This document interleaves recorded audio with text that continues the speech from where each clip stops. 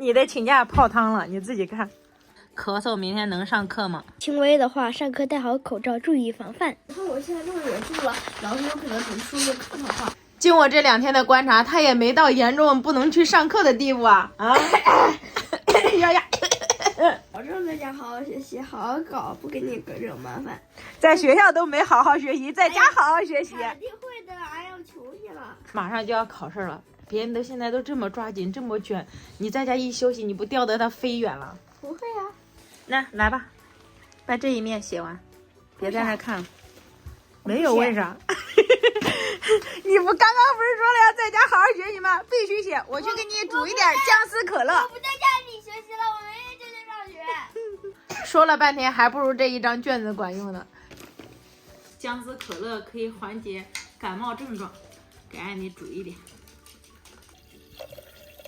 姜丝倒里头，打开功能。你看我们家的公主现在开始清理屋里了，太阳没出来呢，还是从西边出来了啊？太阳从东边出来了。床上也拉好了，那娃娃差不多也都收拾了。今天艾米还去弹了琴，到现在还没吃饭呢。披萨，再搞个香肠，可乐也好了。今天咋吃这么丰盛啊？还有披萨呢。那还有生姜可乐。这一顿杠杠的。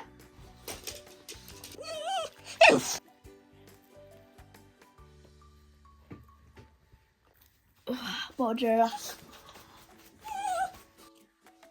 哇，大家吃披萨喜欢吃厚的还是薄的呀？我喜欢吃厚的，因为薄的是那种薄薄的口感，脆脆的；厚的话，它就像面包一样厚实好吃。哇，为什么这里面吃出了个虾皮呀？虾皮？这不是虾皮啊，这是塑料。你说现在这外卖真的不能吃，给他买的还是那个品牌的，一样卫生不到位。那咱们也得跟他打电话找他呀。毕竟是入肚里的东西是吧？是的，然后顺便也提醒一下他，不让免得下一个客人受苦。联系到了吗？联系到了，我跟他说，披萨里面吃出了这个塑料袋。他问我是菠萝大虾披萨吗？麻烦你把照片发到饿了么商家绘画框里。看他等会儿怎么说吧。商家也给回消息了，全部退款。问他什么原因，他说他也在找，也不知道。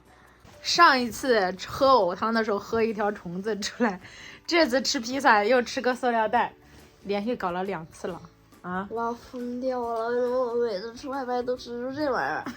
不过他们的态度都非常好。